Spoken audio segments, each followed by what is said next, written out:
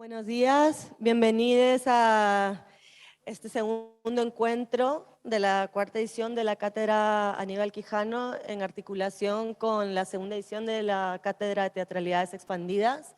Estamos muy contentas de estar aquí compartiendo con Teresa Rally y Rita Segato. Voy a hacer una breve introducción de cada una, que estoy segura de que conocéis bastante su trayectoria. Bueno, voy a leer lo que, digamos, la bio oficial de Teresa, digamos, pero también decir de mi parte, a título personal, lo especial que es para mí también la presencia de Teresa en esta casa donde llevo colaborando tanto tiempo y en esta ciudad donde llevo viviendo tantos años, y de repente decir dos cosas que son importantes en términos de lo que ha significado el trabajo y la trayectoria de Yuyashkani, los yuyas, como les llamamos cariñosamente en Perú, en la educación afectiva, visual, escénica, política de tantas generaciones. No solamente hablo de Lima, por supuesto, sino en todo el Perú y Latinoamérica, desde luego. Entonces, bueno, ahora paso a la parte, digamos, más oficial de la trayectoria de Teresa. Teresa Rally es fundadora y miembro del Grupo Cultural Yuyashkani, donde ha dirigido La Primera Cena y Cambio de Hora, y donde ocupa el cargo de administrador y responsable general de su archivo de documentación. Como actriz creadora, es parte de la concepción y puesta en escena de todos los espectáculos colectivos de Yuyashkani y sus eventos pedagógicos. Entre los reconocimientos que ha recibido están el premio Lima Warmi 2011, entregado por la Municipalidad de Lima en reconocimiento a sus labores culturales, docentes y su contribución al prestigio y desarrollo del país junto con Miguel Rubio. Y junto con Miguel Rubio, la designación Senior Fellows de Hemispheric Institute of Performance and Politics de la New York University, NYU. Es organizadora de los encuentros Teatro Mujer realizados durante 10 años en la Casa de Yuyashkani. Es bachiller en Comunicaciones y licenciada en Artes Escénicas por la Pontificia Universidad Católica del Perú, donde es docente desde el año 1998, investigando en sus cursos fundamentalmente el cuerpo y la voz. No mencionan en la bio Antígona, creo que es como un trabajo muy importante en la trayectoria de Teresa. Va a estar el día de mañana, ¿verdad? En Teatro del Barrio también, desmontando un poco ese espectáculo, esa pieza teatral. Y bueno, ahora les presento a Rita Segato. Ella es profesora de Antropología y Bioética en la Cátedra UNESCO de la Universidad de Brasilia. Ha formado parte como perito de los juicios en Guatemala por el caso Sepur Sarco, donde por primera vez se juzgó y condenó la violencia sexual en forma de esclavitud doméstica y sexual como estrategia de guerra utilizada por el Estado. Sus principales campos de interés son las nuevas formas de colonialidad del poder, son las nuevas formas de violencia contra las mujeres y las consecuencias contemporáneas de la colonialidad del poder. Eso es. Entre sus obras más importantes destacan La nación y sus otros, Raza, etnicidad y diversidad religiosa en tiempos de políticas de la identidad, La crítica de la colonialidad en 8 ensayos y una antropología por demanda, La guerra contra las mujeres. Tiene muchos. Es como imposible abarcar la trayectoria de Rita en una presentación que intenta ser breve, y les dejo ahora con las ponentes, y y al rato abrimos el micrófono también para las preguntas, y les dejo con ellas en conversación. Estos días han sido tan exigentes, ¿no? Hemos sido tan exigidas que estamos todavía decidiendo cómo vamos a conversar aquí. Pero esto lo justifico bien, porque muy recientemente he recuperado la idea de uno de los libros de mi profesor orientador en los años 80, que se llama Proceso y Producto en la Sociedad Humana, donde el proceso es mucho más importante que el producto. Así que estamos en pleno proceso acá. Así es. El proceso es la obra. Así es. Estamos totalmente... ¿Aló? Estamos totalmente de acuerdo. Justamente eso es un procedimiento que fue surgiendo en el grupo cuando percibimos que todo el camino para llegar a un resultado era tanto o más intenso, importante, que el resultado mismo. Entonces, en un medio donde el teatro tiene ocupa el lugar de un producto, exacto, ¿no? De un producto, el proceso casi no existe.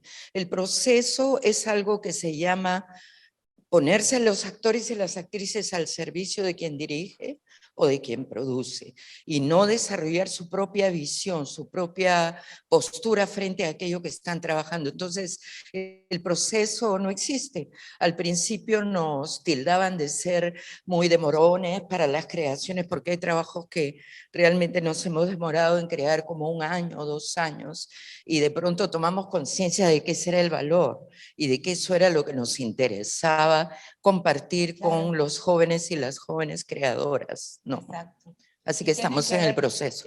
Y así que está justificado. Pero me hiciste acordar, ¿no? Que ese proceso, porque lo último que llega a la comodificación es la cultura, ¿no? Y la industrialización de la cultura, bueno, hay un libro muy lindo de Hobsbawm sobre ese proceso de cuando entonces el teatro, cuando el ocio tiene que ser rellenado por la compra y la venta también. Y ahí entonces la cultura se comodifica y se transforma en mercancía. Y ese es el producto. Entonces quizás una de las formas de rebelión es descomodificar la cultura, el teatro, la obra, ¿no? Lo que compras como mercadería, y mostrar el proceso que es la parte vincular, que es la parte no cosa, ¿no? De la cultura. Quizás todo nace desde el momento en que la gente que interviene en los procesos creativos entiende que ese también es un medio de sobrevivencia. Entonces se ajustan a los formatos y a los horarios de lo que es la alta producción. Cuanto más produces, más espacio tienes en el mercado, más vendes, ¿no? Entonces eso le quita la esencia fundamental a lo que es el proceso creativo en cualquier arte, ¿no es cierto? Exacto. Pintura, danza, escritura, ¿no? En nuestro caso fue exactamente siempre al revés, y siempre tuvimos esa dificultad hasta que llegamos a la premisa: yo pago por hacer el teatro que quiero hacer. Ustedes son no eso. gano. Sí. Ustedes son exactamente esa propuesta. Sí. Que en aquel libro que estoy usando como referencia, que es El proceso y producto en la sociedad humana, se inspira en cómo se hace la música en África, donde el proceso colectivo de rueda, de ronda, también se podría aplicar a todos los pueblos, digamos, no completamente intervenidos por la colonialidad, para usar el vocabulario de Quijano. Otro peruano, son grandes los peruanos, ¿no? ¿Qué país de pensantes? Creo que en América Latina el Perú es el que ha producido el linaje de pensadores y poetas. O sea, para mí el linaje peruano, Mariátegui, lo puedo decir porque no soy peruana, o sea, lo puedo decir tranquilamente. O sea, Mariátegui, Vallejo, Arguedas, y bueno, y Quijano, para mí son el linaje del pensamiento que ilumina América Latina. Estoy de acuerdo contigo. Ahí es fácil, ¿no? Y si te das cuenta, no estás mencionando a ninguna mujer, ¿cierto? Y esa es una... la poeta maravillosa, ¿cómo se llama? Blanca Varela. Blanca Varela, lo máximo, sí. Que es la mayor. Extraordinaria. Pero hay toda una generación de poetas de diferentes edades y espacios históricos que han seguido a Blanca Varela, que son como sus alumnas sin que Blanca lo supiera, ¿no? Quería, mientras te escuchaba, pensaba que, y lo tengo que decir, ¿no? Porque yo soy esencialmente una mujer de acción. a pesar de que la teoría me fascina y que el lenguaje me cautiva, sé que soy una mujer de acción, porque mi trabajo fundamental es accionar en espacios escénicos. Entonces, cuando me propusieron sentarme a conversar contigo, primero me dio un síncope. Bueno, muchas gracias. ¿Cómo Me dio debo un tomarlo, no? síncope, porque yo decía, No. ¿cómo vamos a hacer para, yo No. que soy tan neófita en los grandes, a pesar de que estoy en la academia, yo tengo siempre un rechazo, tengo que decirlo, ¿no? Y desde mi práctica estoy en diálogo con ella, ¿no? Entonces después pensé, qué importante para mí ha sido tus escritos, que los he estudiado en la maestría, ¿no? Y no siempre lo suficiente, y cómo el tema del cuerpo está constantemente presente, porque es el objeto, como tú decías ayer, es la cosa que cerca y envuelve el sistema, ¿no? Entonces yo pensaba en mi cuerpo, ¿no? Y te estoy trayendo un libro que es muy importante para nosotros, que se llama El cuerpo ausente, porque es el cuerpo que ha experimentado los mayores vejámenes, no solamente en la historia del Perú y el cuerpo de la mujer, sino en toda la década de la dictadura Fuji-montesinista, donde hay temas tan duros como las esterilizaciones forzadas, el papel de las mujeres sometidas a esclavitud por Sendero, y este combate entre dos potencias, por supuesto, luchando por el poder, ¿no? Y pensaba que frente a esta condición del cuerpo ausente en el Perú, que pide ser velado, que pide ser encontrado, y que son fundamentalmente las mujeres las que buscan a los padres, a los maridos, a los hijos, las que están adelante en las marchas, las que han visto encanecerse sus cabellos y pasar 30, 35 años sin encontrar los cuerpos que piden ser nominados para ser visitados y conversados, porque es una tradición, creo que en todas las culturas de América Latina, este vínculo. Las madres. Así es, con los cuerpos que están en la otra vida, de tenerlos siempre en un lugar, ¿no? Entonces, siento que nosotros luchamos por un cuerpo presente, ¿no? Claro. Luchamos a partir de nuestro propio cuerpo. Exacto, y maternar es político. Absolutamente. Exacto. Y se materna no solamente cuando sale el hijo desde el vientre. Se materna se todo el materna tiempo. todo. Se materna los movimientos, se materna a las nuevas generaciones, ya sean mujeres o hombres, porque siento que esa es la sabiduría de las mujeres que estamos en el nuevo siglo, que vamos más allá. Es la mujer que si esa conciencia de que maternar es político se instala plenamente, y no es solamente una manera de hablar, es la mujer que va a construir la piel política y la sensibilidad ética de su cría. Así ¿no? es. Entonces, politizar lo doméstico y ver su dimensión intensamente política es fundamental. Entonces, me inspiraste para contar una historia que casi nunca cuento completa porque es difícil de escuchar, que tiene que ver con el papel de la mujer, con lo que le pasó a la mujer en la guerra de Guatemala. Es difícil de contar. La guerra de Guatemala, no hay que llamarle guerra, el genocidio guatemalteco, guerra es un nombre mal puesto, porque por un lado se encargó de, exterminar la oposición política, pero en el fondo de lo que realmente se ocupó es de limpiar el territorio para la palma africana, por ejemplo, o sea, genocidar a los mayas, a los diversos pueblos mayas que habitan Guatemala. Entonces, voy a contar lo voy a abreviar lo máximo posible, pero tiene que ver completamente con lo que vos decías. Las formas de crueldad contra el cuerpo de la mujer fueron indecibles. Estaba pensando aquí si digo algo o si no los castigo con decirlo, pero digamos sobre todo a la mujer embarazada, la mujer a veces muy jovencitas, ¿no? Pero con la barriga del embarazo, formas de crueldad muy extremas. Entonces yo en el peritaje empecé a pensar, ¿no? ¿Por qué eso, no? Y fui al Popol Vuh, los salteé, no vamos a reproducir el relato de lo que daña y acostumbra, es pura pedagogía de la crueldad. ¿Por qué? Porque la primera vez que lo escuché estuve descompuesta una semana. Después conseguí enfrentar la narrativa y anotarlo, escribirlo. Y después conseguí lo que iba a hacer ahora, que es contarlo. Quiere decir que una pedagogía de la crueldad fue ejercida sobre mi persona, porque mi umbral de tolerancia a lo intolerable se amplió. Se volvió parte de un horizonte de lo posible, lo que no es parte de un horizonte de lo posible en la humanidad. Entonces, eso es la pedagogía de la crueldad. Cuando uno comienza a pensar que poder narrar algo que es inenarrable. Bueno, pero entonces fui al Popol Vuh.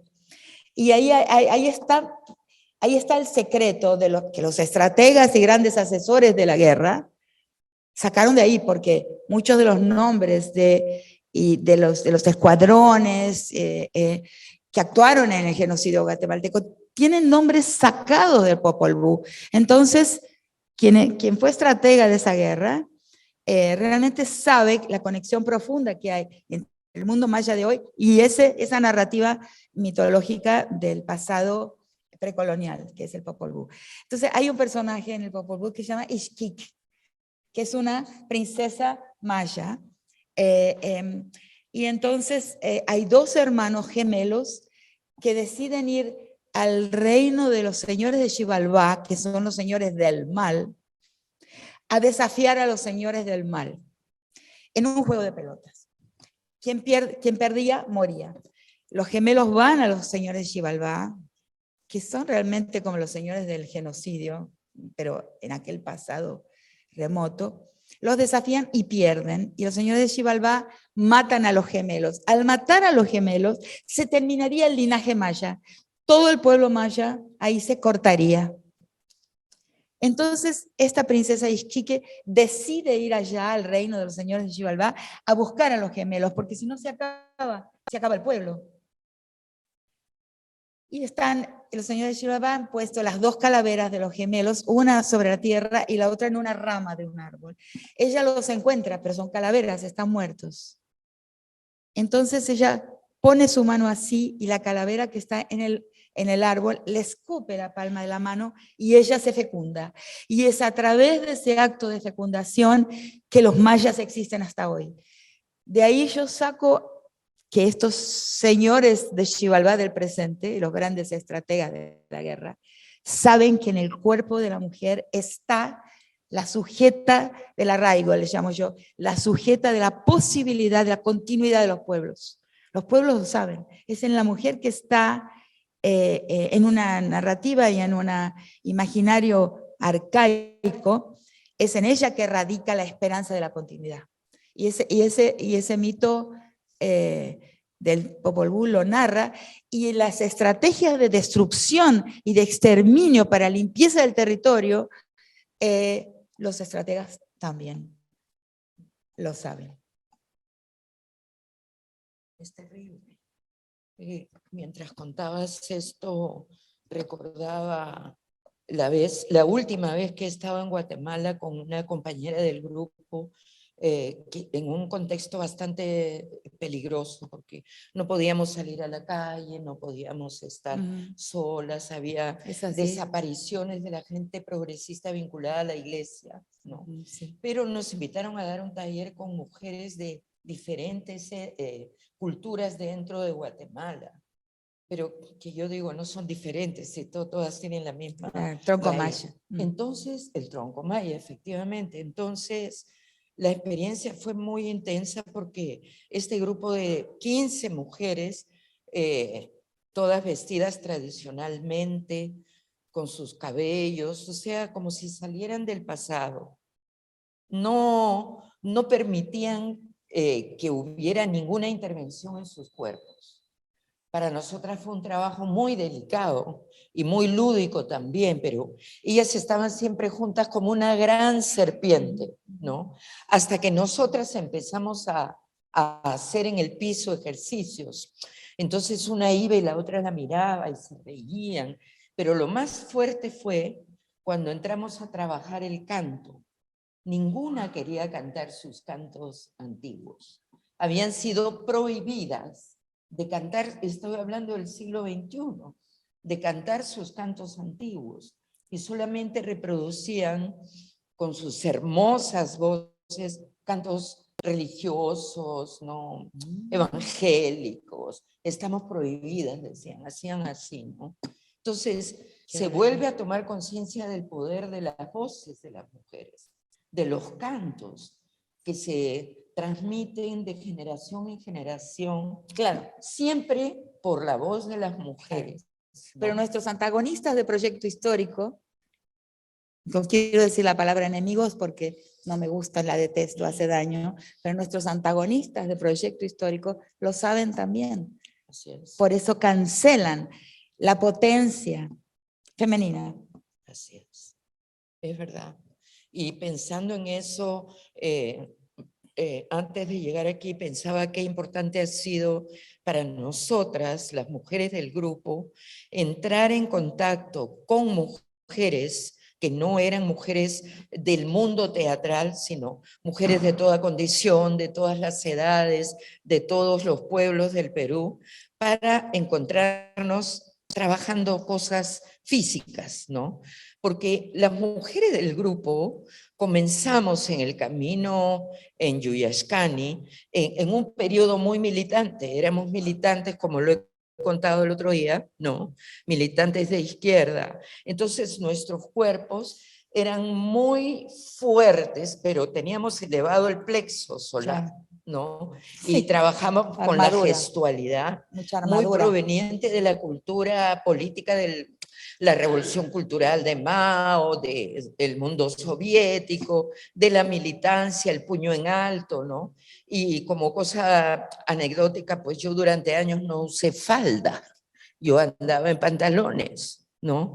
Un poco secretamente para proteger mi cuerpo, pero también porque eso era signo de fortaleza, de fuerza, porque estaba emulando al varón. Claro. Recién después lo pienso, le doy vuelta, ¿no? Pero varios años con el blue jean. Porque si fueron los caminos patriarcales de la revolución que murieron en la playa. Ninguno llegó a destino. Es necesario preguntarnos por qué es así. ¿Por qué ha sucedido eso? ¿Por qué? ¿Dónde encontraron su obstáculo? Así es. Y ahora estamos en otro camino hacia la reorientación de la historia hacia un horizonte más benigno, que viene por otro lado. Yo creo que viene mucho por una politicidad distinta a esa politicidad patriarcal. Esencialmente distinta, y tú lo decías ayer muy claramente, cuando remarcabas que las mujeres no estamos detrás del poder como único objetivo. Exacto. El poder estructurado dentro de las estructuras patriarcales, ¿no? Estamos por otro poder. Hay que inventar otros objetivos, eso es lo que está faltando. ¿Sabe hasta dónde llegué yo? Pero no llegué, no resolví, evidentemente ni pretendo ni será posible, porque es una resolución, es un pensamiento que tiene necesariamente que ser colectivo. Pero algo he percibido de la politicidad femenina, de la gestión, la administración femenina, que es de otra forma que la politicidad masculina. Lo que no hemos descubierto muy bien son, descubierto sí, porque este conocimiento está en la gente, está en la vida, está en todas nosotras y todos nosotros, está. Lo que pasa es que la tarea del intelectual, no hablo del académico, pero sí del pensador, y en la menor aldea del mundo, y en el barrio más humilde, existe algunas personas que tienen la pulsión de pensar. ¿Qué piensan? Todo el mundo piensa, pero algunos que tienen, digamos, que dedican 1 horita más o 2 horitas más a la tarea del pensar, que es nombrar, en realidad, que es poner nombre a lo que está en la experiencia de todo el mundo, pero que todavía no ha sido colocado el spot del nombre encima de esa experiencia que está entre todos. Entonces, hay una gestión femenina, lo sabemos todas y todos. Una manera de resolver problemas que es una tradición femenina que por mucho tiempo no necesitó ser cuerpos de mujer, porque como el gran Giuseppe Campuzano, que es un peruano también, debería ponerlo en ese lineaje, porque tiene un nombre pobrecito, tan italiano que, pobrecito, pero que levantó las cédulas coloniales que obligaron a la binarización, lo cual muestra definitivamente que esa binarización naturalista y después cartesiana, que a un cuerpo le corresponde una conducta, una sexualidad, etcétera,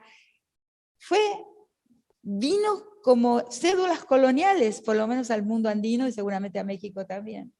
Porque no estaba ahí, porque la transitividad estaba presente, estuvo siempre presente. Y la antropología habla de la transitividad de género en los pueblos tribales, llamémosles así, desde mucho antes del feminismo decolonial. Los antropólogos lo supieron siempre, que el casamiento era casamiento entre roles y no entre cuerpos. ¿No? Pierre Clastres, con su magnífico ensayo, El arco y el cesto, que debería ser llamar el arco y la cesta en realidad. Hombre es el arco, mujer es la cesta, y punto. No significa, porque encuentra en su aldea, del Paraguay, una criatura, ¿no? Con un cuerpo con unos genitales masculinos, pero que era una mujer total, una cestera. Hacía cestas, no casaba, no existía ningún problema. Eso está en la antropología clásica. Y muchas cosas están en la antropología clásica que muestran esa transitividad. Y que Giuseppe Campuzano, un peruano, lo va a levantar en forma de cédulas coloniales que van a decir los castigos al indio que se vista de india y a la india que se vista de indio. Entonces estaba ahí. Pero ahí me perdí. Y bueno. Agarro un hilo que me parece muy importante de lo que dices, o sea, esta tradición en el universo de las mujeres de compartir y de construir acciones comunitarias, ¿no? Exacto. Y que está presente también en todo momento en la historia, también desde el siglo XIX en el Perú. Recuerdo ahorita, por ejemplo, el comportamiento de las mujeres en la Guerra del Pacífico, ¿no? Las mujeres que eran llamadas de una manera un poco despectiva. Hay un término en quechua que ahorita no recuerdo, que tiene otro sentido, pero en castellano se les decía las rabonas. Y siempre se hablaba de rabonas, yo lo recuerdo, perdón, te estoy dando la espalda. Yo lo recuerdo siempre porque de niña oí que mi mamá me decía, tú eres una rabona que andas detrás de los tíos, ¿no? Como en México, ¿no? La que va detrás como rabo del hombre, ¿no? Entonces, en la Guerra del Pacífico había la tradición de las rabonas que no iban detrás del hombre, eran el destacamento de avanzada, que iban y tenían diferentes tareas. Buscar dónde instalar la olla, que ahora sería la olla común, revisar dónde se podían conseguir cosas para resolver problemas de salud, heridas, hacer el papel de espías, a ver si se podía entrar, y después salían e informaban. O sea, eran el destacamento de avanzada, que de alguna manera es una tradición que yo he visto desde que entré en la vida política, que en las marchas, en las calles, quienes iban adelante eran las mujeres, con el criterio de que la policía no las iba a matar. Claro. Eso podía ser a principios del siglo XX, de que decían, hay mujeres, hay que tener cuidado, pero eso es ahora absolutamente anacrónico. Las mujeres son asesinadas y somos atacadas como cualquier. Ahí sí no hay sexo, no hay raza, no hay género, ¿no? Caen sobre todos por igual, ¿no? Entonces, este espíritu de colectivizar las tareas que viene de las comunidades de mujeres, ¿crees que es uno de los valores que hay que No, yo sí creo que con la nuclearización de la familia, que no es una realidad en toda América Latina, pero es una realidad en los países centrales de la modernidad avanzada. El extrema individualismo y la nuclearización de la familia, que es el otro lado de ese individualismo extremo. La familia se despolitiza, ese espacio doméstico se privatiza y se transforma en íntimo, que no lo ha sido y no lo es en muchos lugares de nuestro continente todavía. O sea, aquí en España lo vi ese proceso cuando estudié para una ONG que se llama Mugarik Gabe, de Bilbao, y me encargaron a analizar algunos ejemplos de violencia extrema contra las mujeres. Un caso de Andalucía, cuando se deshace la casa comunal, la casa de la familia extensa en Andalucía, en ese proceso en que entonces se deshace la migración en la ciudad, se transforma en la mujer solitaria en su espacio de familia nuclear, ahí aumenta. Ahí es que la violencia contra las mujeres se hace, la mujer se vuelve absolutamente indefensa. Entonces, donde hay un espacio doméstico que es comunal, que es habitado por muchas presencias, atravesado por muchas presencias, ahí hay una gestión, y esa gestión es de otro tipo, no es la gestión. Entonces tenemos un espacio público, que era el espacio de la gestión de los hombres, y un espacio doméstico también colectivo, con una gestión de otro tipo, la femenina. Esa tradición queda retenida, queda interceptada por la colonial modernización, como le llama Quijano, que no le llama modernización, sino colonial modernización, porque la colonia es indispensable para que el mundo pueda entrar en el proceso de la modernización. Entonces ahí, en esa nuclearización se despolitiza totalmente el espacio nuestro. Yo creo que hay que recuperar, no, esas formas de gestión están ahí, nosotras lo sabemos. Vos lo sabrás en tu grupo de teatro también, que seguramente tiene una forma de gestión femenina. Tengo que decir que sí. Entonces, pero es de otra, tiene otras características, pero en la representación colectiva no se ve como político, se ve como íntimo, no sé, se ve como... por eso cuando nos matan, como estamos agarradas por el pie en un espacio que se privatizó y se intimizó, siempre los asesinatos de mujeres son un crimen menor, porque un crimen de la intimidad, aunque sea un crimen de guerra, la imaginación colectiva formateada por la colonial modernidad no consigue verlo como un crimen de poder. Así es, así es. Y pasa, fue destapado eso y fue más consciente para todos nosotros en el periodo de violencia interna en el Perú, en el cual arrasamiento y violación como una postura de invasión era totalmente aceptado como normal. ¿Qué va a pasar? Estamos en guerra. Hay que violar porque, bueno, es parte de entrar, ¿no? Es un mecanismo de guerra, exactamente, ¿no? Y por eso sale esta consigna del movimiento feminista: mi cuerpo no es un campo de batalla, ¿no? Y nosotras en el universo pedagógico, otra consigna que yo uso mucho, que es: mi casa es mi cuerpo. Claro.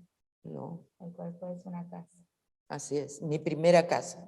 Tiene fronteras, tiene límites, es un mapa con sectores secretos, ocultos, con capitales, con cosas que se comparten, pero es mío, es mi territorio, ¿no? Sí. Entonces son reivindicaciones fundamentales, ¿no? Ahora, esto que comentas del grupo, es verdad, ¿no? Las mujeres tenemos una presencia muy predominante en el colectivo de Yuyascani, y ahora somos más numéricamente, pero tengo que decir en honor a la verdad que aún siendo fuertes, poderosas, de iniciativa, ha pasado un largo tiempo para que tomáramos conciencia y no fuera solamente un impulso de rebeldía heredada por el aplastamiento familiar, sino que fuera algo más consciente. Pasó largo tiempo para que tomáramos conciencia de ese poder. Y en el caso de las mujeres del grupo, fue a partir de que empezamos a pensar en nuestras ancestras. Cuando nos juntamos las mujeres y decidimos hacer un taller con una bailarina que dijo, ¿por qué no trabajamos juntas? Ok, empezamos a trabajar juntas sin discurso, sin teorización, y de pronto nos vimos que estábamos recuperando las memorias de las mamás, de las abuelas, de las bisabuelas, y cuando invitamos a los hombres del grupo a ver ese ejercicio, nunca me voy a olvidar del pudor que tuvieron, sintieron como vergüenza. Y no hubo un acercamiento, primero hubo como si nos hubiéramos mostrado desnudas, que de verdad estábamos desnudando nuestra proveniencia y dándole poder, dándole un sitio, ¿no? Qué raro, ¿no? ¿Y por qué? ¿Sería pudor o sería Miedo. miedo? Sí, Era miedo. Era un miedo pudoroso, era un pudor miedoso. Claro, porque ahí exhibieron el otro poder, Así es. que es de otra forma. Exacto. Y eso es lo que hay que hacer, un esfuerzo colectivo por poder nombrar, entender, no llamarlo poder, porque la palabra poder es maldita. Así es. Potencia quizás. Hay que construir un vocabulario. Hay que construir un vocabulario nuevo, es urgente, para hablar de esa otra politicidad y qué mundo construye que no tiene la misma episteme del mundo patriarcal que conocemos. Y eso es un esfuerzo extraordinario por abrir una cortina que oculta la visión del futuro, pero sin, y ahí entra el otro tema, que es la desgracia que sucedió con la noción de utopía. Cuando la noción de utopía se transforma en un futuro obligatorio. La sociedad futura tiene que ser así. Eso es una mala interpretación del marxismo, fue la práctica de nuestra generación, que obligó a la gente a dirigirse a un futuro obligatorio que ya estaba predefinido. No existe una burricie más grande que esa. Hablar de la historia como algo que se puede controlar, al contrario, la única utopía del presente es la incerteza, que la historia va, que la historia está siempre en curso y nadie la para, nadie la controla, nadie le pone un muro, nadie la detiene. Y a veces justamente uso la idea del muro de Berlín para hablar de eso, porque el muro de Berlín estuvo ahí y todo el mundo miraba hacia el muro de Berlín todo el tiempo, mirando el muro de Berlín, los periodistas, los científicos sociales, los científicos políticos. Nadie jamás pudo prevenir el día y la forma en que iba a caer. Eso es un ejemplo histórico importantísimo para darnos cuenta que la incerteza y la soltura, la libertad de la historia, esa es la utopía y no un futuro prefijado con el que trabajaron los autoritarismos de izquierda y fue fatal. Y fue fatal. Qué hermoso. La incerteza de la historia es la utopía. Para mí. Y sucede también a nivel individual, si me permites, porque, bueno, mi grupo ha cumplido 50 años. Sí, yo vi. El año pasado, cosa que casi no creemos, ¿no? Es medio siglo. Sí, entonces una pregunta obligatoria que nos hacen y que ya cansa, ¿no? ¿Cómo han hecho para? ¿Cómo han hecho para? Y nunca tenemos una única respuesta. Solamente Exacto. Yendo. Sí, y hay una frase que para mí es ley, es aquí y ahora, ¿no? Claro. Que es una cosa que está en la vida del grupo, que nunca hemos pensado, ok, cuando cumplamos 30, queremos llegar allá, queremos ser de esta forma. Jamás de los jamases, aquí Nunca. y ahora. Es la misma premisa de la creación. Exacto. En la creación nos planteamos un camino que le llamamos, porque nos inventamos términos, acumulación sensible, Bonito. que corre paralelo al estudio que se llama estudio de mesa, que para nosotros nunca es de mesa, ¿no?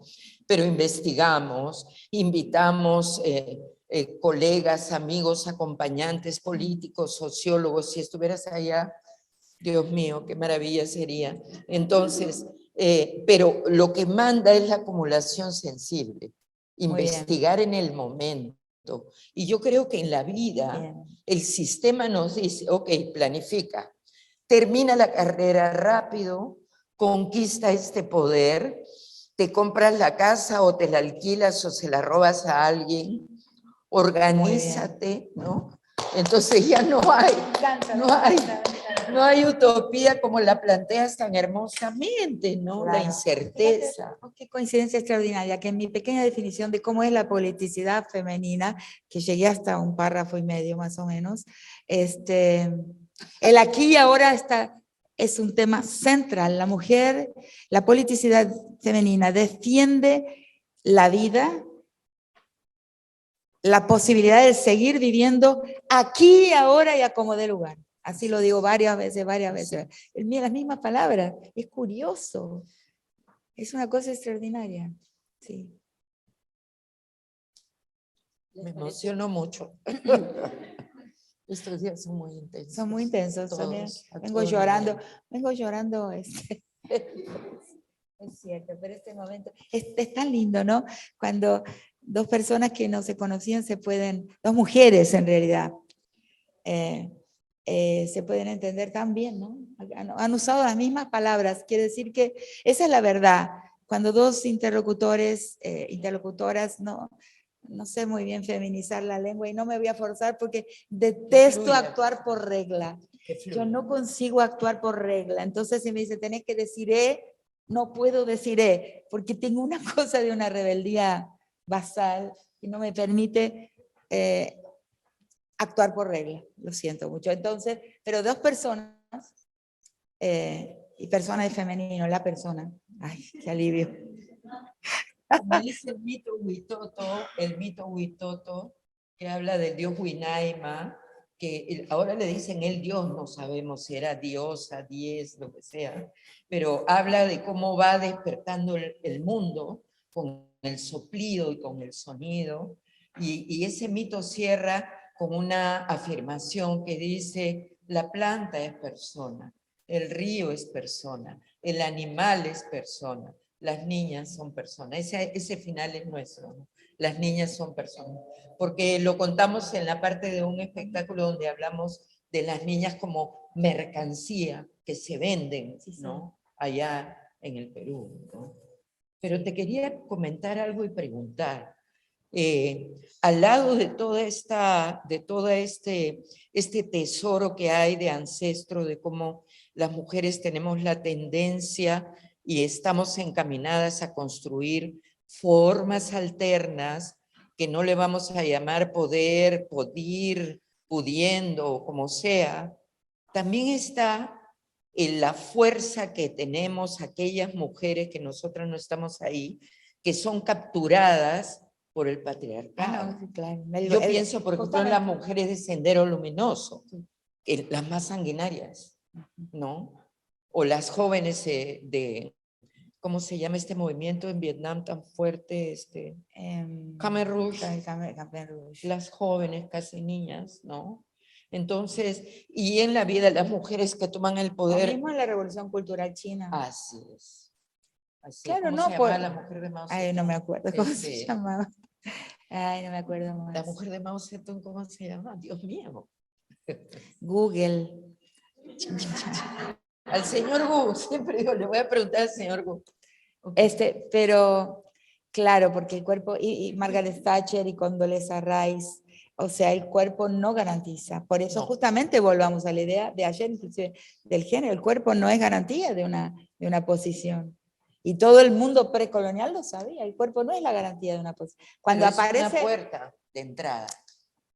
Sí, pero podés tener un cuerpo y estar haciendo también puedes tener una raza y estar haciendo todo el cipallismo o las policías negras, porque hay policías que son negros. O sea, el cuerpo no garantiza, por eso es necesario tener una conciencia de cuerpo, que es conciencia de raza y conciencia de género. La conciencia racial en el mundo negro fue más trabajada. Existe el término, la categoría de conciencia racial. Ahora, conciencia femenina o de feminidad o de disidencia sexual, ese concepto no está forjado todavía. Es necesario forjarlo, porque hay mujeres que son patriarcales, que su trabajo es reproducir el patriarcado. Así es. Entonces, A todo nivel. pero eso no tiene que sacarnos el sueño, porque se llama hegemonía. Por ejemplo, una de las cosas que un mundo regido por una politicidad femenina, es decir, radicalmente plural, tiene como característica es un mundo sin hegemonía. Yo pretendo, mi aspiración personal, creo que no lo llegaré a ver, quién sabe, porque uno nunca sabe, ¿eh? La historia de repente tiene una resolución como lo del muro de Berlín, rápida, en un momento inesperado. Yo quiero un mundo sin hegemonía. Qué belleza, ¿no? Sí, imaginémoslo. A través, bueno, tuve en este semestre que terminó un alumno que dijo que los sueños a veces, escribió en su texto, pueden ayudarnos a abrir un poquito la cortina de la ventana del presente y a través de ese atisbar ahí, a través del sueño, un mundo diseñado de otra forma o con otras características. Debe haber grietas del presente, rasgaduras del velo del presente, es por ahí. Bueno, eso lo dicen los postestructuralistas también, ¿no? Y también lo dice el pensamiento decolonial. No es por una descolonización, no es por una vuelta a un pasado, a un origen. Por ejemplo, la idea, el pensamiento de Quijano, a quien nunca su pensamiento le llamó una teoría, sino una perspectiva, no habla de descolonizar, eso no es posible, pero son aberturas, son grietas, son rasgaduras de la tela del discurso, para usar el cruce con Foucault, son rasgaduras de la tela del discurso que de repente se ve algo a través que es de otra forma. Básicamente no aspiremos a definiciones, sino a atisbos, ¿no? Y aquí y ahora, y ahí lo vamos haciendo, al ir yendo. ¿Qué es lo que nos quieren cancelar? Ese ir yendo, esa incerteza. Perdón, ¿les parece si abrimos un poco el diálogo a las preguntas del público para reactivar? Pero antes yo quería contarle a Teresa algo que ayer, cuando vi que has tenido una Antígona y que va a haber una Antígona, el domingo espero poder ir a verla. Tengo una historia con Antígona, que la quería hacerte depositaria de esa historia, no es larga, y al público también. Sí, la voy a contar. Que sí, en 2012 fui jurado de Casa de las Américas. Entonces, el jurado se reúne la mayor parte del tiempo en Cienfuegos, que es una punta de la isla rodeada del mar. Y ahí en Cienfuegos hay un precioso teatro del siglo XIX, bello teatro, no muy grande, pero muy, muy lindo. Entonces, en un momento nos llamaron, unas personas nos llamaron a todos los jurados, y también a Retamar y a Aurelio Alonso, que era director y vicedirector del concurso y de la revista Casa de las Américas.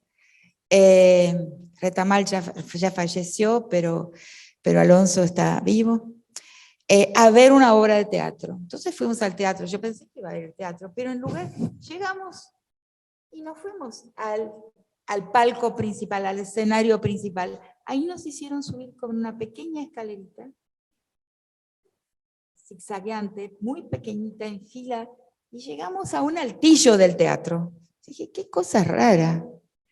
Llegamos a un altillo del teatro, nos hicieron sentar en una silla, esa como fue posible, en un pequeño altillo, y ahí aparecieron 4 actrices y representaron la Antígona de José Watanabe,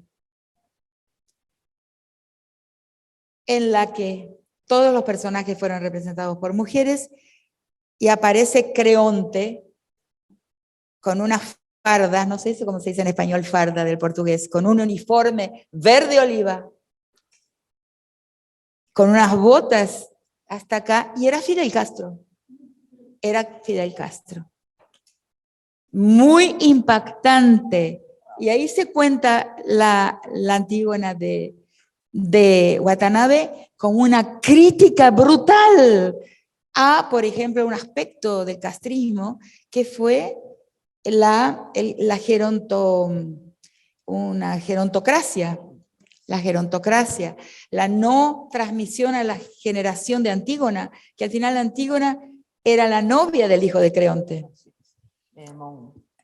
Entonces, fue una crítica tan brutal, el silencio que había se cortaba con una tijera. Era un silencio, nunca en mi vida escuché tal silencio, que era entre miedo y enfrentarse a la verdad indecible, impronunciable.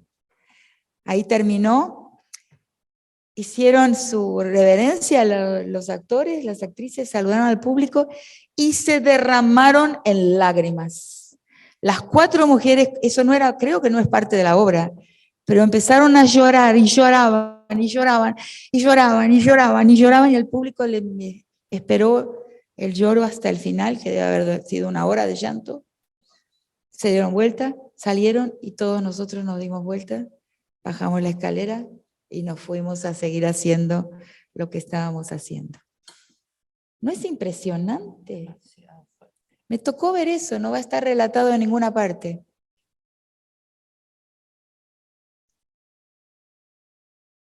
Watanabe, otro peruano. Lo extraño mucho a Watanabe. Hicimos ese proceso de creación con él. Él fue escribiendo mientras íbamos improvisando y discutíamos. Era como una memoria compartida, le llamamos, ¿no? Miguel, el director, Guata, como le decíamos, Guata. Guatita. Sí, claro. Guata y yo, ¿no? Entonces, partimos de Sófocles. Le presté mi libro de Sófocles, que no lo leía desde el colegio, me dijo, y se fue a estudiar a Sófocles. Pero después se sentó en el teatro y nunca se fue del teatro. Vio las improvisaciones, debatió. Sí, wow. Claro.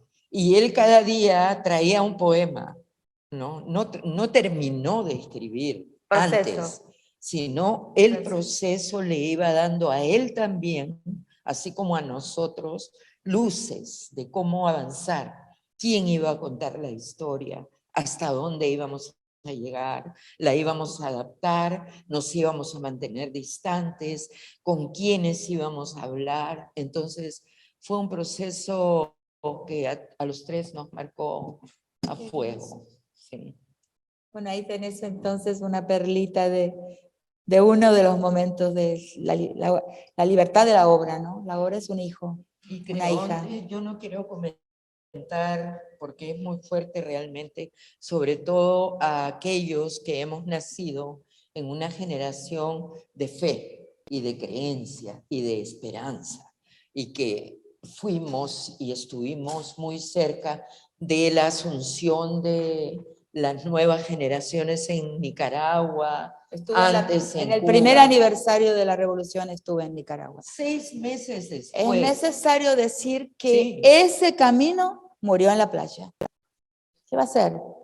Bueno, ¿qué va a hacer? O se reconoce o vamos a andar en círculos para siempre, dando vuelta en círculo. Regresando a nuestro tema, todos los poderes patriarcales están destinados a desintegrarse. Exacto. O a aplastarnos a todos aquellos que no estamos ahí, ¿no? Y pienso en Creonte como imagen. Yo he dado ese espectáculo hasta el día que empezó la pandemia, o sea, hasta fines del 2019.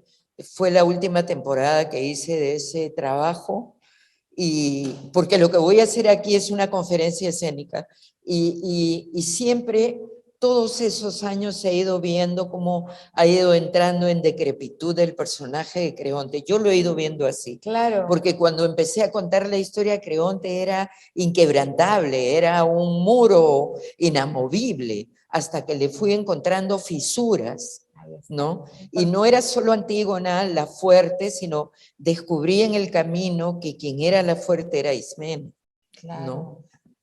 Lo habíamos descubierto con Watanabe porque la que cuenta la historia es Ismene, la única sobreviviente, pero yo en mi cuerpo lo fui sintiendo en el tiempo, con los años, cómo Ismene iba creciendo para mí, ¿no? Porque al principio no le tenía mucho respeto en realidad. Era como todos los peruanos que habíamos mantenido el silencio, ¿no? Qué bárbaro. Qué hermosura de historia. Bueno, Maravilloso. Sí. creo que debemos hacerle caso a ella, ¿no? Perdónanos. No, me imagino que, o sea, que tantas cosas se han dicho y tantos puntos sensibles se han tocado que seguramente hay como mucho interés de también como hacer devoluciones de parte del público. Todavía queda un rato como para que sus respuestas puedan ser desarrolladas y en proceso. ¿No? ¿O me equivoco? ¿Hay gente con ganas de Si no de seguimos, intervenir? si no seguimos. ¿O seguimos? Claro. No, sería o sigue. lindo que ustedes participen, ¿no es cierto? Silencio. Sí.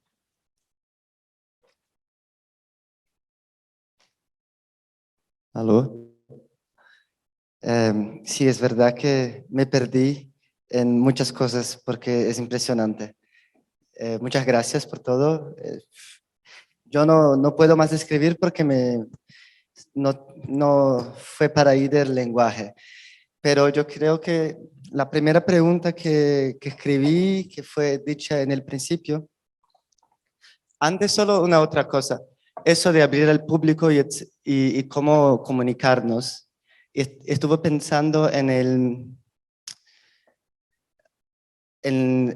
la episteme patriarcal y cómo también una situación como esta en la que estamos, un adelante y uno otro adelante, puede ser también ahí ya una episteme patriarcal, pero también sin querer quitar la posibilidad de ocupar esta posición a partir de cuerpos femeninas o de coloniales. Entonces también es algo que hay que ser la misma forma o hay que cambiar, no sé, pero es una cuestión que desde ayer ya me preocupaba. Pero mi pregunta sería sobre,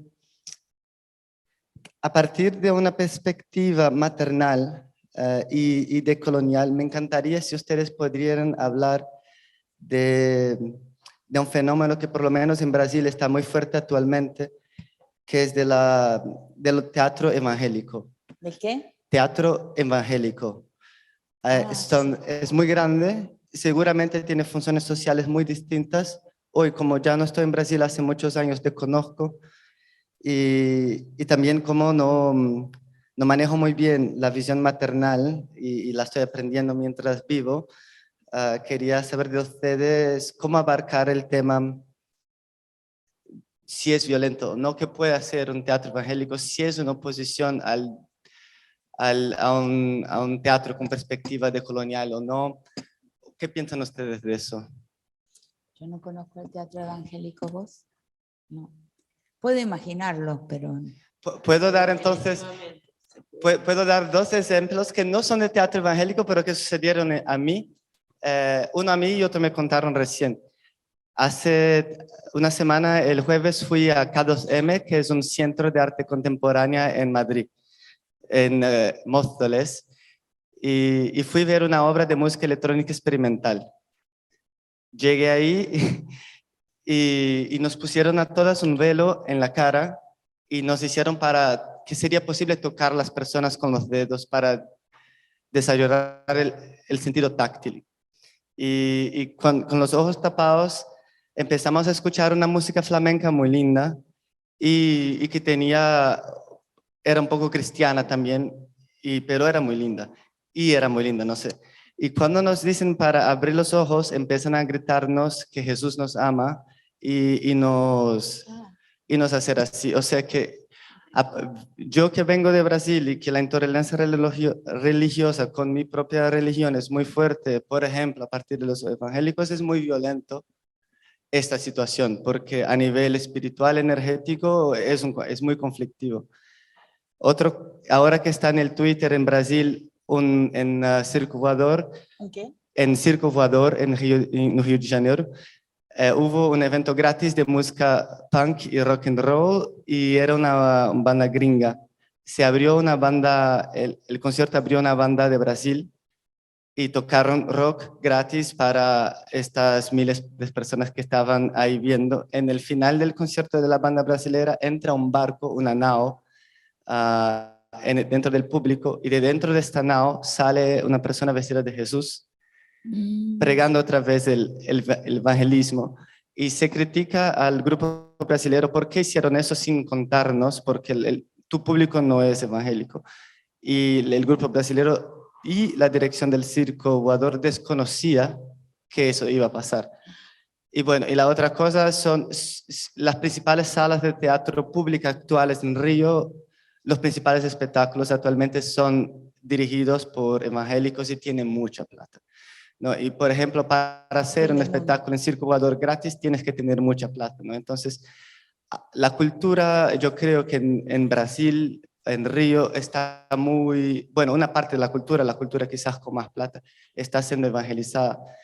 Y yo no sabría ver eso, quería ver si ustedes podrían verlo con la mirada que no es la mía y que propone... Ay, bueno, yo lo leo como el fin del mundo. Vale.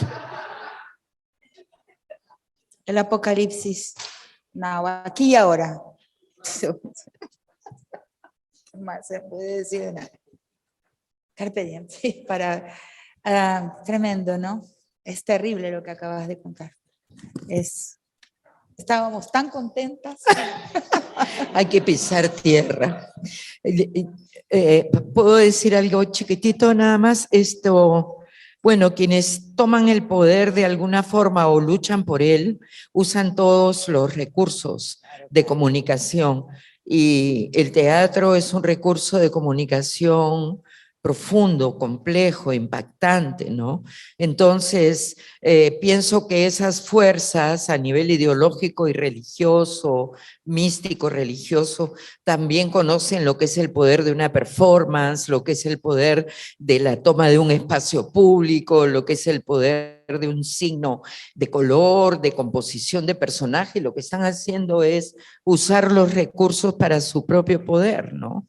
Entonces, lo único que nos queda, porque lo hemos hecho alguna vez, o lo he visto en el nacimiento de mi vida teatral, he visto a los grupos de teatro popular en los pueblos del Perú, algunos de ellos componer obras muy simples en el modo de agitación y propaganda para desarrollar un tema muy directo, representando personajes muy explícitos, pero eso felizmente se ha diluido en el tiempo y se ha ido entendiendo la complejidad de lo que es el lenguaje escénico, ¿no?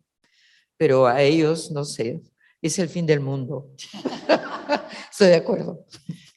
Bueno, no solo los evangélicos, ¿no? También agrupaciones fundamentalistas, antiderechos como Con mis hijos no te metas, tienen como, realizan acciones performativas en el espacio público, no sé si de manera consciente o inconsciente, pero ¿no? Algunas como las banderoladas famosas, estas de ponerse en los puentes sobre las autopistas rápidas y tirar ahí sus banderolas de ideología de género igual sexo anal. O sea, es como, es performativo también, ¿no? Y luego es muy interesante cómo las agrupaciones feministas se apropian de esa performance para generar sus propias situaciones y mensajes, ¿no? Entonces como que también ahí hay como una retroalimentación muy extra, o sea, pero quizás muy... Ajá, cierto, claro, hay una constante, pero quizás podríamos hablar, yo eso no lo sé, sobre el uso del cuerpo en este tipo de representación y en una representación popular. El uso del cuerpo no, cómo el cuerpo actúa, cómo el cuerpo entra en la performance, en un Jesús vestido de blanco que sale de un carro de blanco, de un barco. Y eso, o sea, ¿qué cuerpo es ese? En realidad no es lo que está representado, sino sino el medio de la representación, ¿no? No es el cuento, sino el recurso. Así es. No lo sé, me agarra. Sí. Yo creo que sí, por favor. Bueno, para paliar un poco el tema religioso. El aquí y el ahora, ¿no? Lógico, el teatro puede todo. Yo primero, es la alegría. Nos encontrábamos con Teresa y hablaba de la alegría de tenerte acá, mi querida colega, amiga de toda la vida. Con la Rita Segato, ¿qué te puedo decir? Yo estoy volando ahorita. es una experiencia religiosa y mística. Lo importante, gracias Elisa, por este encuentro tan maravilloso. Para mí es un placer, es una mañana maravillosa en mi vida, acá en España, después de casi 12 años. Cuando yo la conocí a Rita me dice, ¿pero qué haces acá? Regrésate al Perú. No, hay que seguir trabajando también. Y yo quería preguntarle para hacer una cosa técnica, tú en Yuyashkani, como mujer, como feminista, como empoderada y todo lo demás, con la Ana, con la Débora y todas esas mujeres maestras, amigas maestras, ¿cuáles crees que tú sean las etapas de Yuyashkani en las cuales ha habido que adaptarse a la aquí y a la hora en las mujeres en Perú? Eso a mí me gustaría que lo hagas lo más rápido. Y después has hablado de cosas que yo escribo, mi casa es mi cuerpo es mi casa. Hice una performance de feminicidio, mi cuerpo no es un campo de batalla. Es como si hubiéramos estado conectadas toda la vida. Estamos en la misma, tú allá, yo acá, pero hay un puente que une a las mujeres en el mundo. Estoy totalmente convencida de eso. Que a veces el tiempo es efímero, que pasa, pero que las conexiones de las mujeres que nos hemos conocido en lucha es para siempre, ¿no? Y es la presencia también de la gente migrante latinoamericana. Acá luchamos por eso. Hemos hecho una obra que le comentaba al señor Sánchez, en la compañía Teatro Sin Papeles, con el ILP y todo lo que tú conoces de las firmas que estamos recabando, de la obra Las Latinas Son. Fue un proceso de 4 años, seguimos en ese proceso. Nos vamos a presentar después que tú, en el Teatro del Barrio. Imagínate esas coincidencias maravillosas que son lo más positivo de nuestras vidas. Y yo quería que, así cuando tú puedes hacer ese balance de esas relaciones del feminismo a las mujeres de Yuyashkani, en esos cambios que han habido en Perú, que desgraciadamente, y lo veíamos en la performance que decía lo que todavía sucede, ¿no? Que todavía no avanzamos, ¿no? La esperanza, Francia Márquez en Colombia, ahorita, Boric en Chile, más o menos, pero creo que Francia nos está agarrando y nos está removiendo la vida, ¿no? Trabajamos con muchas colombianas, cubanas, ecuatorianas, y quería que Rita, con su sapiencia, su sabiduría natural, antropológica, que yo también soy antropóloga, pudiera ir viendo en esa relación de un grupo tan importante que es Yuyashkani para Latinoamérica, como lo han dicho, y para el mundo, porque estás acá en Europa, el colonialismo, ¿cómo sigue todavía? ¿Cómo qué? El colonialismo, ¿cómo sigue esa apropiación de la colonia? Escuchaba ayer sobre este tema del feminismo y esta mujer maravillosa, que no me acuerdo el nombre, que ayer hablaba. Marina, ¿no? que me dejó... Yo llegué al Camposanto. Si se habla de religión. Es esa cosa de la práctica, ¿no? De la mujer acción. Las mujeres que no, esa mujer que no le dicen, oye, no puedes irte ni al baño de hombres ni al baño de mujeres, ¿dónde me voy? ¿Por qué no puedo ir al baño de mujeres si me siento mujer, ¿no? Entonces eso como también influye en el colonialismo y lo tenemos acá, ¿no? Desgraciadamente. Entonces, entre ustedes esa fusión de sapiencia y sabiduría. Muchas gracias y bienvenida, Teresa. Nos vemos el domingo en Antígona. ¿Qué será sentirse mujer? Pregunta. Ay, sí. Que le debería haber hecho ayer a Marina, pero no me di cuenta. ¿Qué es sentirse mujer? No sé.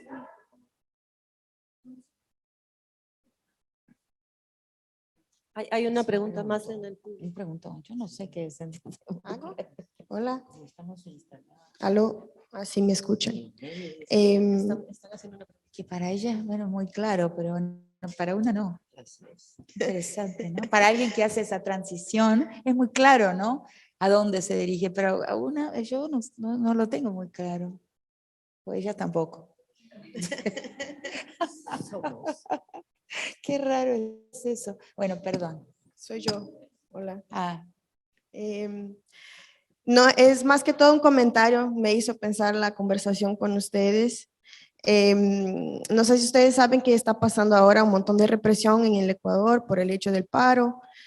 Y cuando hablabas de la politicidad de lo doméstico,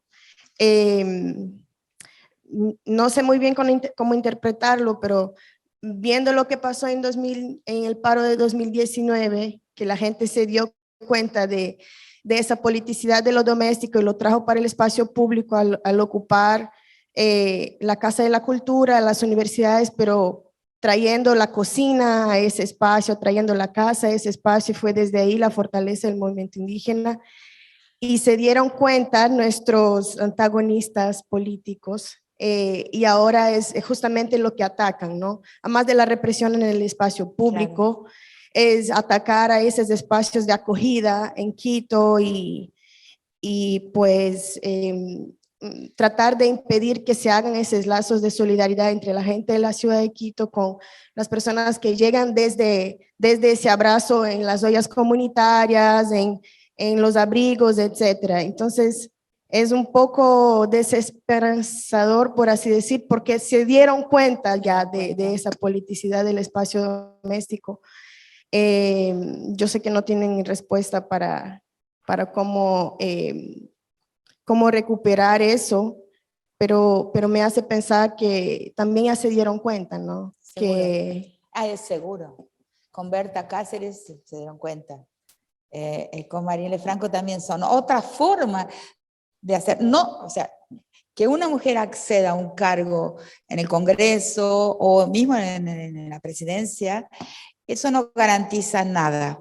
No es una garantía de que, como dijimos, Margaret Thatcher es el emblema máximo de que un cuerpo de mujer acceda ahí. No es en sí mismo una garantía, pero habrá naturalmente una tendencia en que la mujer ocupando posiciones de liderazgo, pero sobre todo mujeres, lo que estamos viendo en el continente nuestro, es que son mujeres que vienen de espacios comunales, en donde lo doméstico no está nuclearizado, donde es colectivo todavía, donde tiene la estructura original, porque lo que pasa es que el paso el tránsito a la colonial modernidad y a las estructuras estatales, la familia en esa nuclearización se despolitiza, o sea, se transforma en un resto de la política, ¿no? Entonces, pero en los espacios comunales, de donde provienen esos personajes como Berta, mismo Marielle, y ahora Francia Márquez, clarísimo, que un día dejó su casa allá al borde de un río donde había riesgo para los territorios que siempre habitaron, y empezó a caminar hacia Bogotá, y cuando llegó a Bogotá, la seguía cientos de miles de personas, la habían seguido, en el camino de su tierra, en el Cauca, ¿no?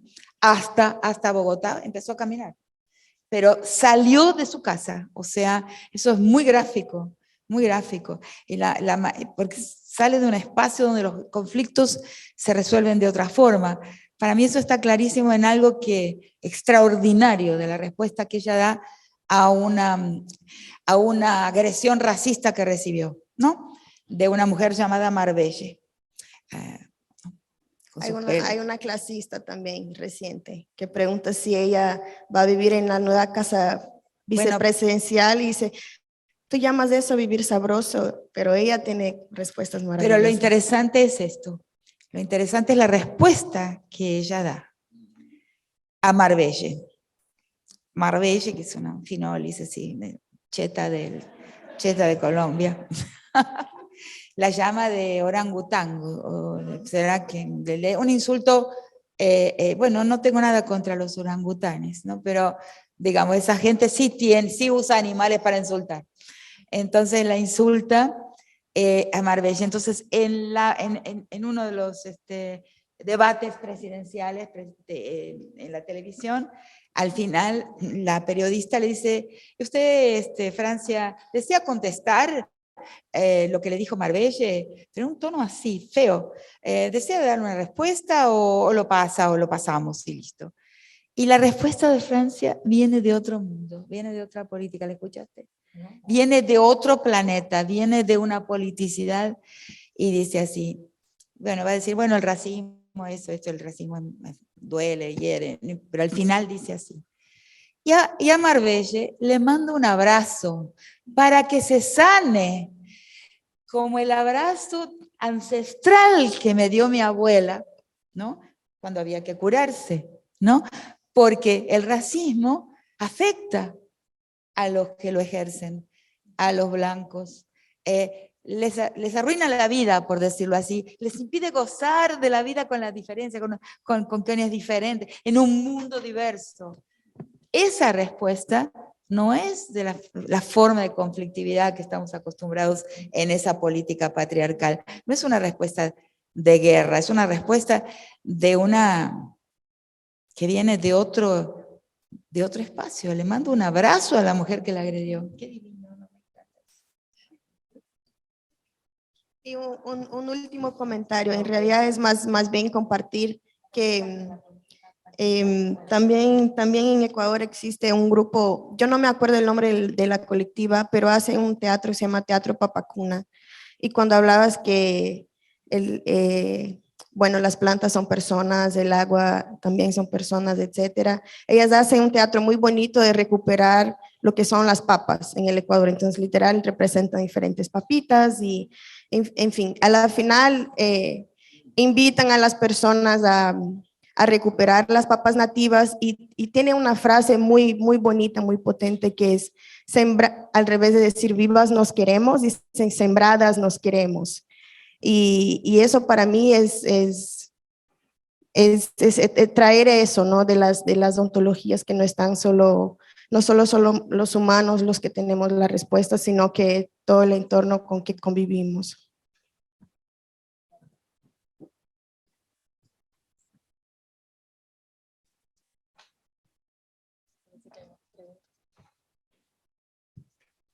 Bien, pues muchas gracias a las tres.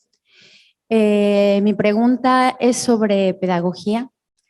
Yo me dedico al teatro y trabajo en México, en una de las comunidades más violentas de la Ciudad de México, en Iztapalapa, donde hay niveles altísimos de violencia y feminicidio, donde yo creo que el teatro hace una intervención con las adolescentes a las que doy clases. Estoy trabajando en ello. Y para ello he tenido la oportunidad de leer a Rita Segato y considero una enorme oportunidad para preguntar sobre esa pedagogía que se necesita ahora, ¿no? Esa pedagogía que sí sabemos que ha sido cruel y que en ese sentido pues ha construido un contexto del oprimido y que desde esa pedagogía del oprimido se puede construir posibilidades que abran otros caminos como lo ha hecho Yuyash. Y en ese sentido, ¿qué pedagogía necesitamos en la actualidad para estos?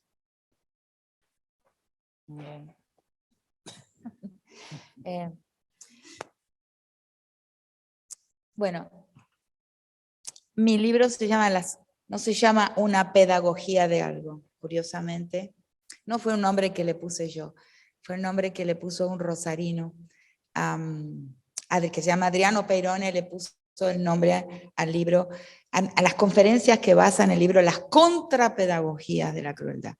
Entonces mi respuesta va por ahí. Es un poco no una reacción, sino lo que llama un gran colombiano que se llama Adolfo Albana Chinte. Él habla de la reexistencia, no de la resistencia, ni de la reacción, no la reacción, no la resistencia, sino la reexistencia, que no es lo mismo. En la resistencia nos transformamos en derivativos de aquello a lo que resistimos, como el fundamentalismo. El fundamentalismo es la versión más occidentalizada del Islam, porque es una resistencia al occidente. Chau, está captivo. Entonces, es una reexistencia. En el aquí y en la ahora, el existir de otra forma. Entonces, no hay una pedagogía, porque si te lo transformas en una pedagogía, yo por lo menos, ojalá, bueno, puede ser que lo descubramos. Yo hasta donde llegué es como deshacer la crueldad. O sea, una contrapedagogía de la crueldad, más que en una pedagogía de un algo, y yo les temo mucho, a partir de los fracasos del presente, a las propuestas muy precisas de qué es ese algo, hacia dónde vamos, qué construimos. Por eso el aquí y la ahora, y a como dé lugar, es la forma. Sí, pienso igual. Es muy difícil construir un solo concepto o una sola premisa para un universo tan diverso, donde las formas de sujeción, de explotación y de violencia tienen un repertorio bastante amplio y complejo, ¿no? Entonces yo creo que la pedagogía, por lo menos a nosotros, y siempre parto de lo concreto en realidad, la pedagogía fue el camino del aprendizaje, sigue siendo el camino del aprendizaje. Y hay una frase que me gusta mucho, una denominación, creo que fue Paulo Freire, habla de la pedagogía de la ternura. Claro. ¿No? La ternura es una actitud demasiado cara en esta sociedad, cara de querida y de ausente, y de inalcanzable también, Sí. porque la sociedad construye formas de alienación y de crueldad, pero no hay espacio para la ternura. No tiene valor. Así es, así es. Y la pedagogía es acoger, es escuchar, es mirar, o sea, todos los sentidos humanos se vuelcan en un acto de pedagogía, ¿no? Y es justamente ese tipo de pedagogía que para nosotros en mi comunidad significa alejarnos de la imposición de poder a través de un conocimiento, que es algo que existe históricamente en mi país y seguramente en todos los países de América Latina, o sea, segregar, racializar, segmentar, hundir a aquellos que teóricamente, como no han accedido al conocimiento, ese conocimiento que es único y está en una urna y pasa por el poder, no tienen valor, ¿no? Entonces, contra todo eso, la pedagogía de la ternura significa un río de ida y vuelta. El que entrega algo para mí, si yo entrego algo, estoy abriendo una puerta. No estoy caminando yo por delante, estoy abriendo una puerta porque tengo confianza en que la inteligencia, lo dijiste hace un rato, ¿no? La inteligencia y esa luz que se prende hacia el conocimiento está en la gente. En todo el mundo. Está en las tradiciones, está en la exquisitez de las ropas, de los colores, de los signos que han escrito. O sea, nuestra cultura es la cultura de la oralidad, entre comillas, porque en los signos de las ropas y los colores hay una escritura. En la mitología hay una escritura, en la mitología oral que se transmite, ¿no? Entonces todo eso es conocimiento. Pero la civilización occidental pone el conocimiento en una urna que solo significa una cosa. Entonces, la pedagogía tenemos que abrirnos a todas esas escrituras y oralidades que significan transmisión de conocimiento. Y ahí hay ternura. Claro. Inclusive Pablo Freire rompe con la noción de pedagogía. Lo que él hace es realmente reformar, romper y crear otra noción de pedagogía. No es la misma. Tengo una pequeña historia sobre el tema de la pedagogía, que mi libro La contrapedagogía de la crueldad, estaba traducido al alemán, y entonces empiezo a cartearme con la traductora y dice, no podemos ponerle ese título. Ay, no, el título es lo más lindo del libro.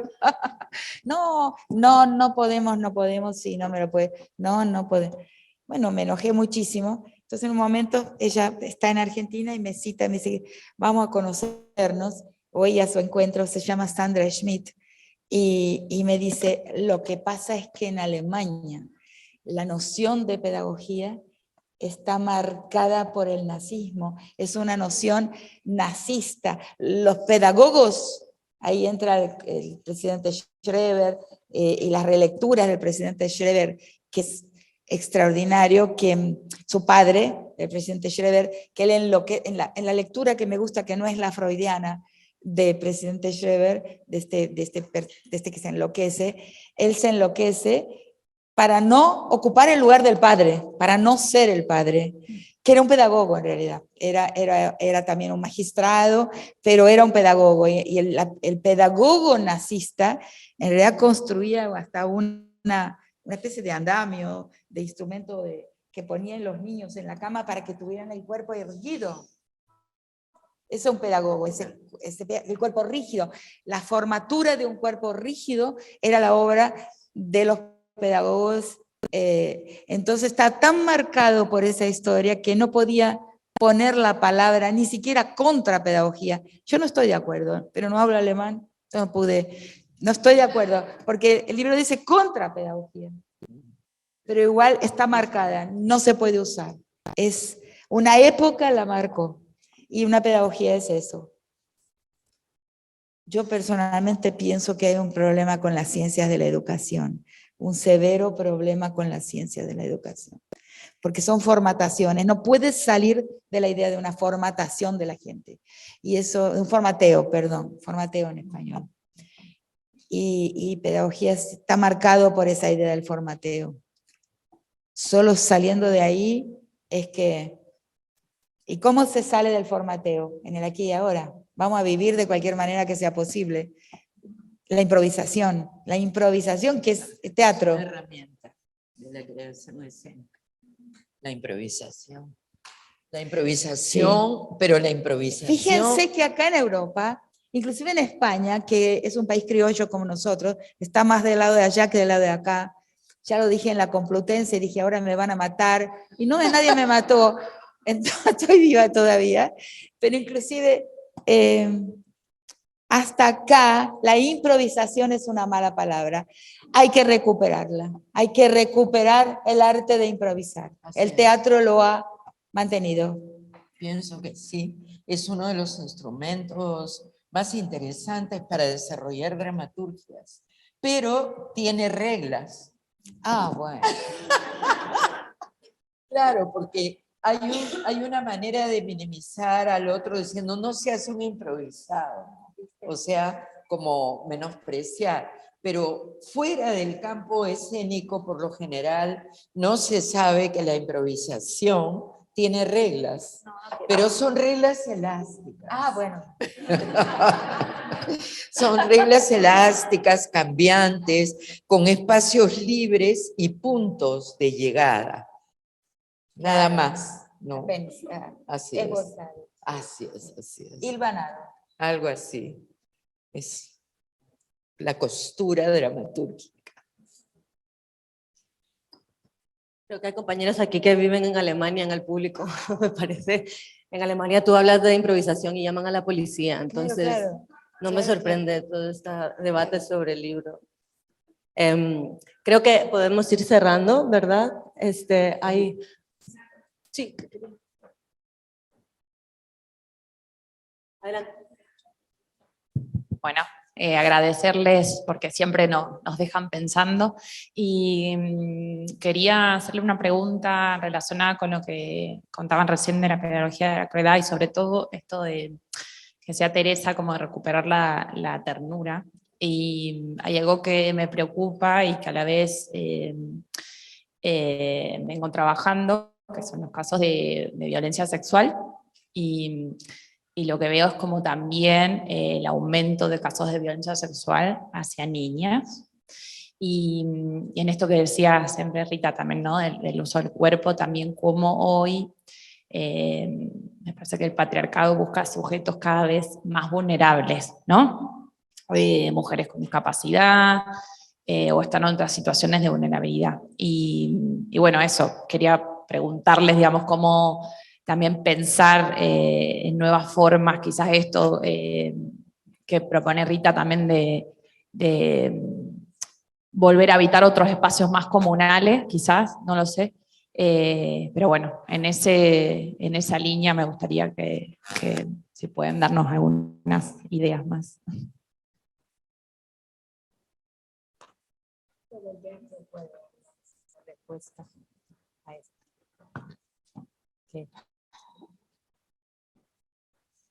Pero curiosamente yo estaba pensando en tu libro. Sí, pero en el libro no da respuesta. No hay respuesta. No. Una pregunta un poco difícil. ¿Eh? Es una pregunta un poco difícil. No sabemos. Es una pregunta. Gracias.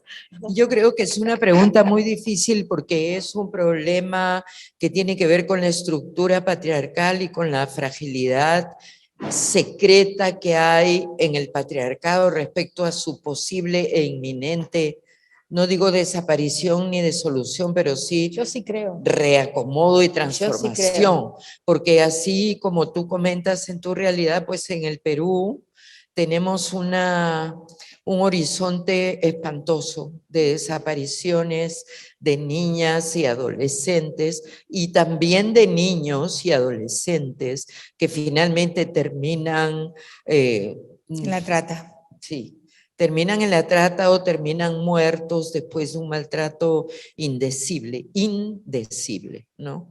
Entonces, el combate frente a Desmontar, esta claro. empieza en la educación. Desmontar el mandato de masculinidad. Es la única solución, no para las mujeres, para Así el es, mundo. para este sistema que queremos cambiar. El mundo cambia si se desmonta el mandato de masculinidad. Todo, así, Rue. ¿Se dice en español? Rue. Derruirse. Ruin, ya. Se derruye. Se derrue. Derruir. Se derroe. Ruir en portugués es ruir. Derruye no se usa. Es ruin. No, es como una forma de destruirse, pero como una arena que se deshace así. Ruy. Se desintegra, se hace No. polvo. Sí, pero hay una palabra, derruir, Sí, derruir. pero en español no la conozco. Pero suena bien. El español se recrea a cada momento. Muy bien, de acuerdo contigo. Hay que inventar las palabras que necesitamos. Bueno, muchas gracias por haber estado con nosotras. Gracias totales.